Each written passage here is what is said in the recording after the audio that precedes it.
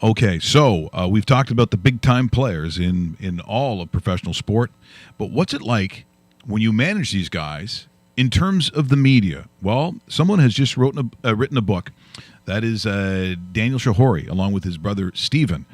Media Whore is the name of the book. So when we come back on the other side, when it comes to these big names, the relationship with the media, how does this work in their world? Now, courtesy of TMZ Sports and Warner Brothers, here's someone that isn't afraid of being in the media. Terrell Owens.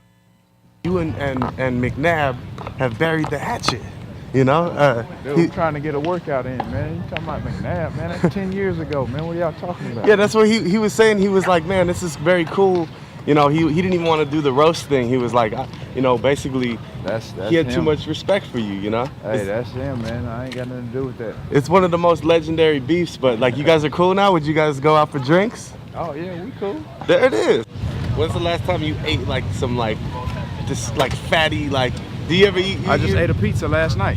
And you can still look like that? No lie. Damn. But that's the thing. I wouldn't tell everybody to do that on an everyday basis because, again, everybody think they can eat pizza on a regular while they're training. But for me, this is not just 10 minutes of working out. This is not just a week, a month. This is a lifestyle. How's your heart rate? Climbing? Must be climbing. He hasn't said anything. That's the first time. Good job, my man. How you feel? I feel good. You think McNabb could have been on that rack as long as you? Yeah, he was on that Campbell soup though. Yeah, I already know. I wasn't on that Campbell soup. Once again, that's courtesy of TMZ Sports and Warner Brothers. And now, all the way from downtown Toronto. That's right. Yeah. So I think Daniel probably walked here. The book is called Media Whore, and that's obviously why someone like that would be on camera right now. Daniel Shehori joins us. Thanks so much for coming in, Daniel. My pleasure. Long-time subscriber. I'm happy to be here in person. That is awesome. Just make sure you keep, I know it's uncomfortable to be close to something. But look, almost anything that we've talked about at any point in our entire careers, now that I look back on it, it probably falls into the category of what that relationship is with media. So when you talk about the book Media Whore, what exactly is the book? Or anything, your relationship with anybody and anything. The book is intended for people coming up in any industry, whether it's sports, whether it's music, arts. It's while you're getting going, you may as well start creating a relationship with the media, because they're going to help you along the way, and it's a wonderful symbiotic relationship where you need content, and hopefully the person has an interesting story to tell you. So this applies to anything. Anything. If you could be opening a restaurant, you could have a dance company, whatever it is. While you're starting out, even if you believe, well, why would the media care about me? I haven't done anything. Nobody's heard of me. But even so, it's to look at that mindset and say, well, this is suggesting if I've just opened a restaurant for the first time, I was doing something else before that. So it's interesting, even though it might not be a wow story that will land you on the cover of a magazine, it's still an interesting story. Your origin story is very interesting. And if it's not everybody in the media is going to jump on your story right away, but over time. So when my brother and I first started, it took us a good year and a half before anybody even got back to us, just because we were doing, my brother and I were writing sketch comedy. We're doing it at a comedy venue, and they were big deal. We're the comedy people doing comedy at a comedy. What's the story here? Well, so we needed to learn over time. Well, we need to add a little bit more to that pitch than just that. So over time, so depending who we had with us, we had lots of. We would attract other artists that were doing interesting things as well. So now this person is somebody. We would add to our collection of interesting things to make our story more interesting.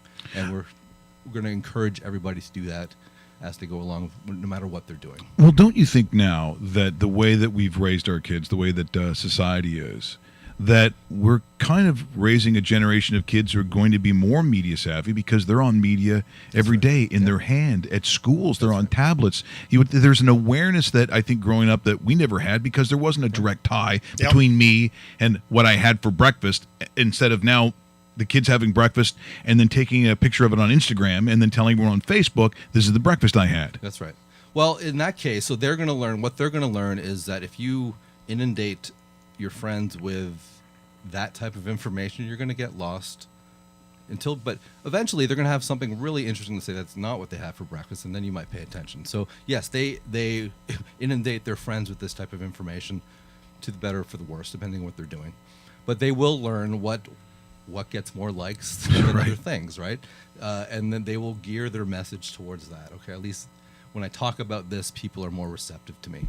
Interesting. So, and you talk about it. It's athletes, artists, promoters, almost anything. So, over time, how have you developed a system of knowing what is right, what is wrong, and how long has it taken you and your brother to kind of figure this thing out? Because some people never figure it out. That's right. I believe we're still figuring it out. It's been approximately 15 years of trial and error, and whenever a new media outlet comes along like this, it's okay. I want to make sure that if I'm going to bother you, I want to make sure that I've done my research. I know the type of topics that you may speak of, so I'm not going to waste your time with things that you're not going to talk about.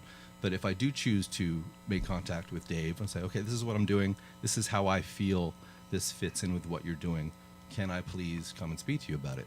And it's just the whole book really could be summed up into ask very nicely and ask often. Be respectful, be patient.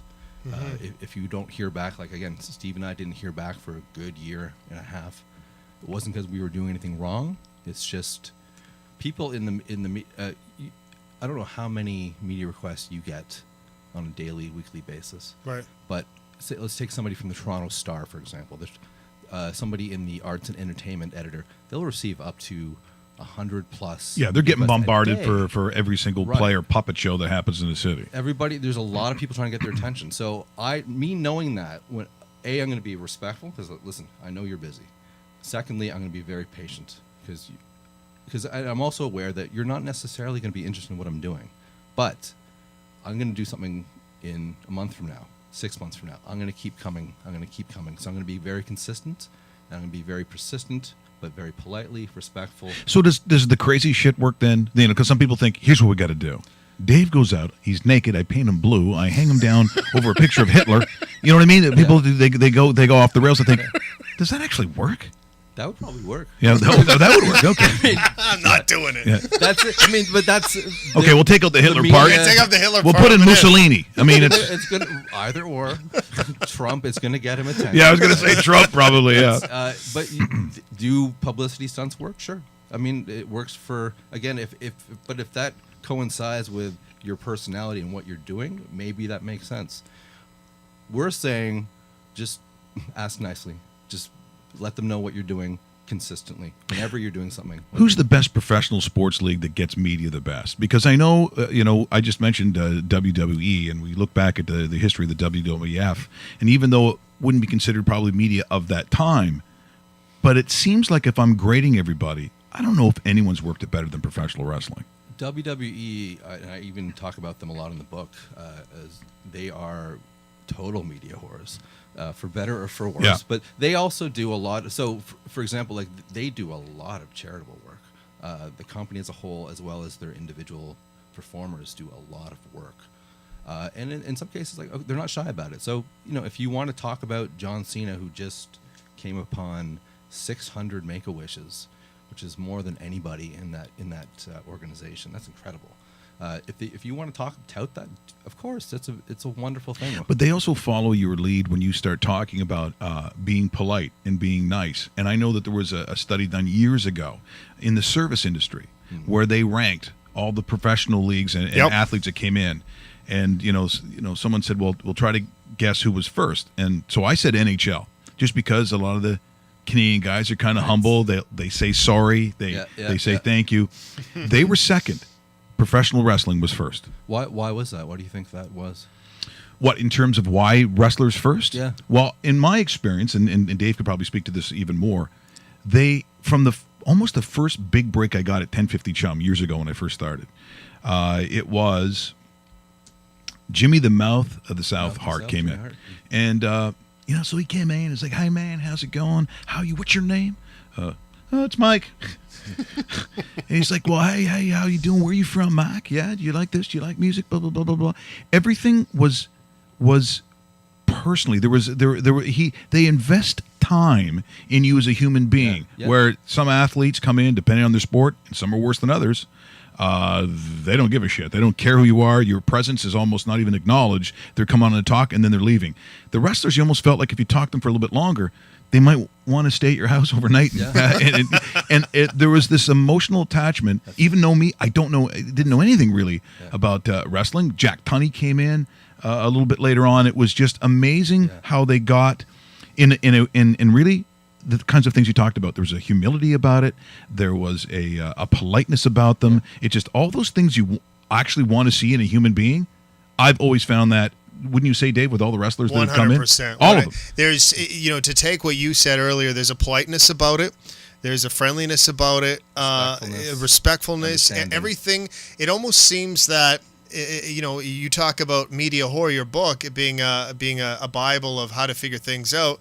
WWE could probably come out with something similar to that, saying this is how the athletes should be treated when you're in Major League Baseball, the National Football League, NBA, whatever sport you're talking about. Because you're right, outside of wrestling, I would put the NHL close to the top. I would put the CFL too. Close to the top. I think Major League Baseball is the biggest disappointment of the entire group, where you kind of feel like a complete outsider in your own city with your own players, by the way, Toronto Blue Jays, and it's other stuff like that, where you sit there and go, are you relating that I'm here as a media person to talk to you for them? That's right.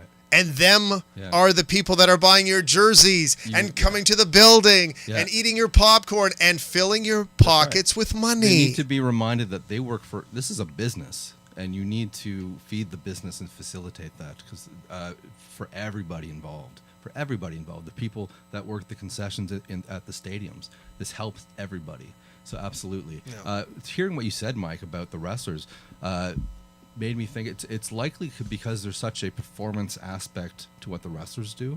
They're used to speaking to the audience. They're used to being. It's very true. Yep. The persona is just as much as important as the physical activity in the ring. So they're more accustomed to being like that. And somebody like Jimmy Hart, who still has an amazing career as a mouthpiece, as somebody who, he's linked to Hulk Hogan, he's linked to the top names because of what you said. He walks in the room, he learns your name, he knows who you are.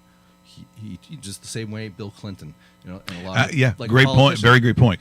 So let's take a look at this then from the media perspective, because I think since the advent of television and the debate between John F. Kennedy and Nixon, you realized, and they did almost right away, Nixon was up there sweating, looking like shit, wasn't very smooth.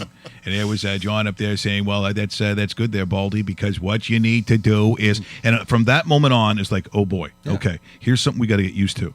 Then you fast forward to what exists now for Donald Trump, for Justin Trudeau.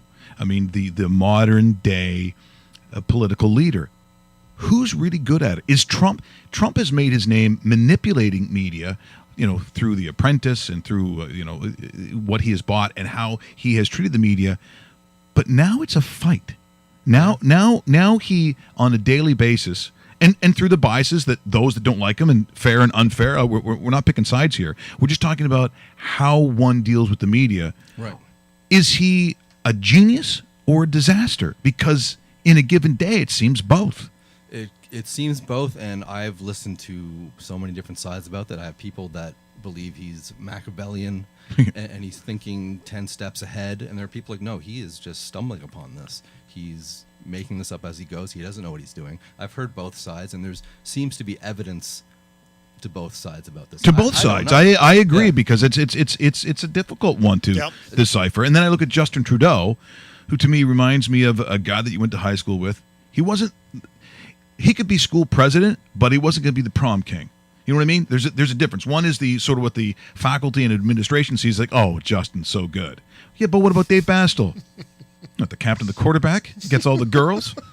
Caught him drinking in the parking lot. No way. I've never heard of his father. Yeah. But he might be truly the most popular guy. Justin wins because the resume looks kind of squeaky clean. He also, the Facebook, Instagram, although he's not a Twitter whore necessarily, and I've never seen anything like what Donald Trump does. But if you don't understand it, I don't know if you can win these days. That's right. I don't know what he understood, but he did. You can't argue with what happened in terms of, and people might not like this. It's a popularity contest, like in high school, like it is. Example, and he won. He won the popularity contest, and for better or for worse, but that's what happened. Yeah. Media Whore itself, when does it come out? September 12th. September 12th? It's available in stores throughout North America and worldwide online through Amazon and places like that. Okay. Publishing company? Self-Counsel Press out of Vancouver, a wonderful company. They're very happy with them. You know what I like about this, Mike? I'm going back and forth. I've known Daniel. We've been emailing probably off and on for about 2-3 years. He sends me the note about it, and he says, I didn't want to sound like a hypocrite, so I'm doing my own PR. And I'm like, of course you're doing your PR. Yeah. Why would a PR guy let somebody else take care of your own stuff? Self-Counsel Press has a wonderful PR team. Yeah. And so we had to have that conversation. Sure. Exactly. I said, listen, we cannot look like hypocrites. I must engage the people in the media myself for this. And of course, they understood. Makes a lot of sense, right? What about stand-ups? Stand-up has changed because, and we have a bunch of them in here, and Andy Kindler used to come on the show a whole bunch, and there was a time where you could work on a set anywhere that you choose to do that. And by the time you get to a certain point, you've changed the words around, you've changed the timing of a word, delivery, all those kinds of things. Now you got your 45 minutes that you want, and then you go to a Yuck Yucks or whatever the big comedy shop, whatever it happens to be. But now you could be in just outside of Windsor working on something, and someone's got a phone, someone's got a camera. To do new material and then present it has become a bit of a challenge, but you can't fight it because it's here. Yep. You kind of have to embrace it. Has media changed the way comedy works, do you think? I never thought of it that way. I'm sure it has. I always encourage people to, when you're in the planning stages of whatever it is you're doing, whether it's a stand-up show, a play, whatever it is to start thinking of reasons on why you would talk to the media. Again, you're not just stand-up comic doing comedy at a comedy venue. There's no story in that, but there probably is a story in that. So you need to think about, well, what is it? So what am I doing now? Well, I've been doing this for 5 years. This is now, I'm planning my 5-year anniversary of me doing this. I'm thinking of new ways. You know what? I'm a big supporter of cats, so I'm doing this now. I'm doing this charity benefit for the local cat rescue. I really hope that's not true. I got to be honest. This is in this show we don't have a lot of. We like the dogs, the cats. I'm a dog guy. Cats, yeah, there you go. Because cats are just sad. I love. Okay, let's change the story. Cats are good. The charity's called Nothing But Labs. How about that? Whatever it is. So why? So it's just coming. It's so changing. It's just I'm always thinking of what else. What else is there? Hopefully, my idea is good enough to stand alone. If I'm writing a play, I hope the premise of the play should be enticing enough. But I'm not just going to rely on that. I'm going to have other elements. So I'm going to have 6-7 actors, let's say, in the show. Each of them have their own stories. Each of them have a talking point. Because that has caused problems in the past. I look at, and we're both huge, and I'm sure you are SCTV fans. Yep. And still some of the most brilliant comedy we've ever seen. I could watch it over and over again. I'm never going to get sick of it. I love them all. But at one point, there was a little bit of consternation towards that end and the NBC part where the McKenzie brothers started getting, TV guide shots. They started Playboy magazine, whatever it was. They started Rolling Stone, I think they got into. Yeah. It didn't go over hugely with the rest of the cast members, and you can understand why. That's, pre-social media, but it's media nonetheless. Well, it's still SCTV, right? It's still bringing eyes to the rest of them. I was unaware that there was any sort of discord amongst... Oh, they were not pleased. So this just happened last month. We did, you probably heard when Rick Moranis and Dave Thomas got back together, and they did a live benefit at the Second City Theater. For his son, yes. For his son, that's right. And they received a ton of media. They had all these places. You met Rolling Stone. They're getting BBC. They're getting worldwide attention about that. But the other people, I don't believe under this circumstance, mind. Oh, I don't think in that. Dan Aykroyd, Martin Short. Everybody. So many. Geddy Lee showed up. Yes. All these people happy to understanding the context of what this was. This was about them. So back in the day, I mean, if I was Andrew Alexander back in the day, I would Right. have said, listen, this is good for all of us. And I think that's really what happened, Yeah. to be honest. And I think, guys like Eugene Levy, who were huge stars, and Joe Flaherty, who did all those great characters, were like, so you spend all this time They doing were these all great fun, characters. yeah. But see, it caught fire. It's like a guy in a band. Mm-hmm. So, you look at Peter Criss, and he somehow writes Beth.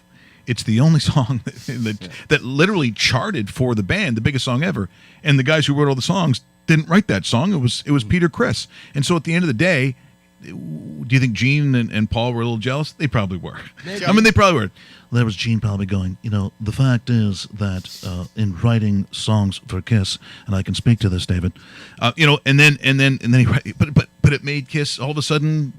And You nobody can't be involved jealous. in Kiss has anything to be upset about, right? No, at Well, any except for the point. guys they left on the side of the road, like Peter Criss, Ace Frehley, but But for the rest yeah. of their lives, they will always have that, right? They'll always have that. it put them in another universe. All of the SCTV people Yeah. were fine, and all of them. Well, had- they've all done all right. They've Yeah. all done very, very well. Yeah. And just to go back, if we can go back quickly to the beginning of being nice and being respectful and being like, this is not a PR tool. This is something I'm sure all of our parents, Jesus, everybody taught you this. Like, this is old world information. This is like, treat people as you wish to. Yeah, be but treated. some people don't get it, though. Yeah, but here's the, can you imagine? So here's Jesus now, and then he'd have to use social media, Right. And the problem is he's going to put something on Facebook. And there's like, I brought someone back from the dead, Yeah. And they're like, bullshit. Yeah. Oh, here's one, Yeah. gay. That's right. Why gay? That's right. Why is that? Yeah. You just It'll be you worse than that. Like sure it would be. Called a faggot. Yeah, or you brought somebody back with that's it. right. Well, Nice robe, by not somebody. fail. That's right. So that there's nobody. Can't believe we're talking about Jesus on Twitter. Well, right now. just come on now. But that's just it. There's no form of art that is immune to negative criticism. Because Twitter's it's the nasty world. It's- I mean, it can be really. Anything like that where you can essentially be anonymous. Like we use that example in the book where like go on YouTube and look up anything from Beethoven and see how many thumbs down there Yeah. are. It's like, come on, Yeah. right? It doesn't matter how incredible you are. Somebody out there doesn't like you. Well, now, so if in this day and age, and this is what we were talking about in the world of sport, you're a brand now. So Dave comes out of University of, where do you want to be from? USC. You, not UCLA? I thought UCLA for sure. Okay, we'll go done. USC. All right, USC. And so Dave comes out of SC. The first thing, before he even gets out of there, he's looking for endorsements. He's looking for all these kinds of things. So he's sort of given it to him on a silver platter. He's born a certain way. He can play a certain way. He has all these things. But it doesn't guarantee necessarily that he's going to have financial and lucrative financial success if he doesn't understand his importance in what would be attractive to advertisers. So I go to a Colin Kaepernick who was fully within his rights to take a knee during the national anthem. But as I said, if you're his PR people and he comes to me and said, you know what I'm thinking of doing is taking a knee during the national anthem, I think it's going to get a lot Do you of think publicity. he had that conversation? I don't like, but as a PR guy, if he doesn't come to me, I'm his people. I'm saying, what are you doing? If you came to me and said it's within my amendment, my rights to take a knee, I said, well, that's quite a statement. Once, do it once because it's going to draw a lot of stuff, blah blah blah. Because here's the thing. When you keep disrespecting, because at some point it will be disrespect, it's going to be seen that way. Whether you feel differently, this is how the military, this is how patriotic people are going to see you taking a knee when the flag's out there and we're singing your national anthem. So here's what's going to have to happen. I'm sorry, you want to do it every game. Okay, here's the thing. You better fucking win every game.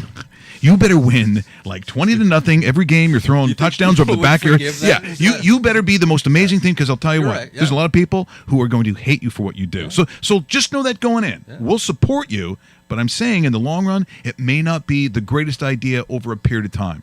So I think that's something also too when you're in the PR camp that you've got to be aware of. And I think it goes back to your first statement. Be nice. Be humble. And that is subjective to the individual. What that even means. What does that even mean to be nice to somebody? I might think I'm being respectful to you, but you're accustomed to 10 other people around you always that speak to you at a different level. that individual, I'll just say, I had never heard of him up until that incident, but I don't follow that sport. Right. But I know who that person is now. Does it matter that I've heard of him? Does it make a difference now that I've heard somebody who doesn't follow? Does it make a difference to him? No. Did it upset a lot of people? Oh, yes. I heard. That's mostly what I heard is the people that were upset about it. So can there be, you know, they always say any publicity is good publicity. Is that a misnomer, or is I it don't true? know. That's very subjective. I mean, what? So you tell me, because I don't know much about how is this person playing? Well, he's not playing at all. He's not playing at all. He doesn't have a job, doesn't have a contract. They fired him for that? Well, he basically was a free agent, and there's been no teams actively pursuing him right now. Where because he's become a burning dog, like you know, yes, that expression, and you don't clearly, pet a burning and dog? clearly, and clearly, he is at least good enough on more than a handful of teams to be a backup quarterback. I don't think he's a starter in this league, But he can play in the league. But he can play in the league. He's not been given that opportunity to. What's his next step from a PR standpoint to turn what they think of him into what he wants them to be, a contracted player on a team? Yeah, how do you fix that? Well, just like with whatever I'm doing, I'm not just thinking about this book. I'm here to talk to you about things I've yet to think about. In other words, I want to come back one day. So with him, you can't play football forever. So he must be thinking, I have some sort of cachet. There's a bit of currency around my name. What am I going to do with this next? Because football, even if he was the best player, he's not going to do this forever. And maybe if he was the best player, he would have so much money that he would be fine. But I'm assuming, as a creative, active human being, he probably wants to do something else. So Well, he better, Daniel. He better, because otherwise, but at you least know, now there's, depending on he could start his own radio show. He's outspoken. Even I've never heard this person speak, but he made a statement that I heard. Mm-hmm. Even though And I he never does, heard- and he does have a following. I didn't even hear why. I didn't even hear the reason why, and it doesn't matter, Right. because he probably has a much bigger following than he once did. Perhaps he lost a few along the way as well. Going to hockey, even though they're both very good, I'd much rather listen to Jeremy Roenick speak about hockey than Wayne Gretzky, even though one was yeah, more- absolutely. because he's more engaging. I when I hear him, he tells me how he really feels, opposed to somebody like, you know, I'm not picking on Wayne Gretzky, but his interviews would be, you know, we came out here, we tried our best, we tried to score goals. Well, yeah, it's Right. you know, some guys have it. It's why our good friend Jeff O'Neill at TSN, you know, actually we were talking about that today, who has taken his career and then moved it on to the next stage. He's done a brilliant job of it. He does a great job, because not only play at that level, he isn't afraid to call someone out, and it makes it very, very interesting. Don Cherry wasn't known for what he did in, actually, did he play 4 or 5 games in the One game, NHL? one Yeah. professional Was that what game. it was? Yep. Okay. Yep. So he was, but he's still one of the names that you think of most associated with hockey. I mean, I do anyways. Yep. As somebody, again, I'd rather hear what he has to say than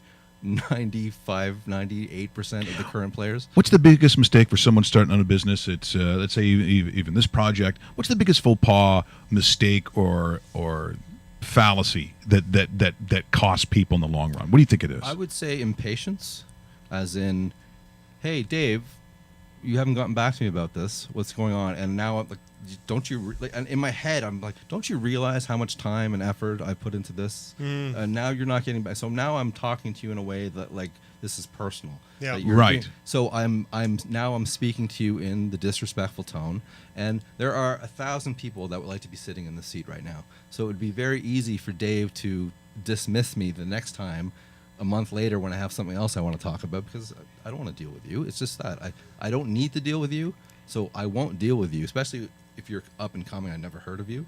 That is a big mistake. Just be patient. It's not personal.